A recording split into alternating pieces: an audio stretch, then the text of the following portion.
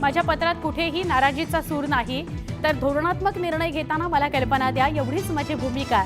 पत्रावरून नाराजीच्या चर्चेवर उदय सामंतांचं स्पष्टीकरण. मुख्यमंत्री देवेंद्र फडणवीसांनी शिवतीर्थावर घेतली राज ठाकरेंची भेट. दोघांमध्ये तब्बल तासभर खलबतं. अमित ठाकरेंना विधान परिषदेवर घेण्यासंदर्भात चर्चा झाल्याची वरिष्ठ सूत्रांची माहिती. राज ठाकरेंसोबत कुठलीही राजकीय चर्चा नाही. आमच्या दोघांमध्ये मैत्रीपूर्ण चर्चा. राज ठाकरेंच्या निवासस्थानी तासभर झालेल्या चर्चेनंतर मुख्यमंत्री देवेंद्र फडणवीसांची प्रतिक्रिया.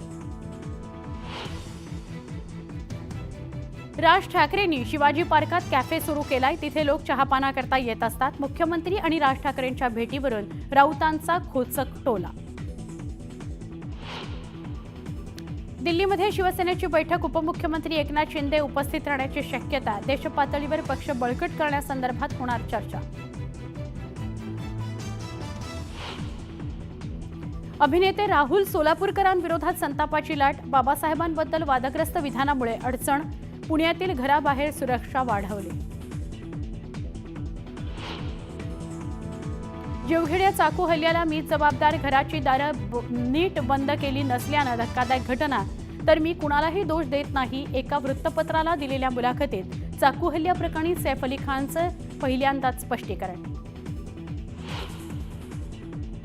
नाशिकच्या अनंत कान्हेरे मैदानात तरुणीवर जीवघेणा हल्ला. नातेवाईकांनाच चाकूने केले वार.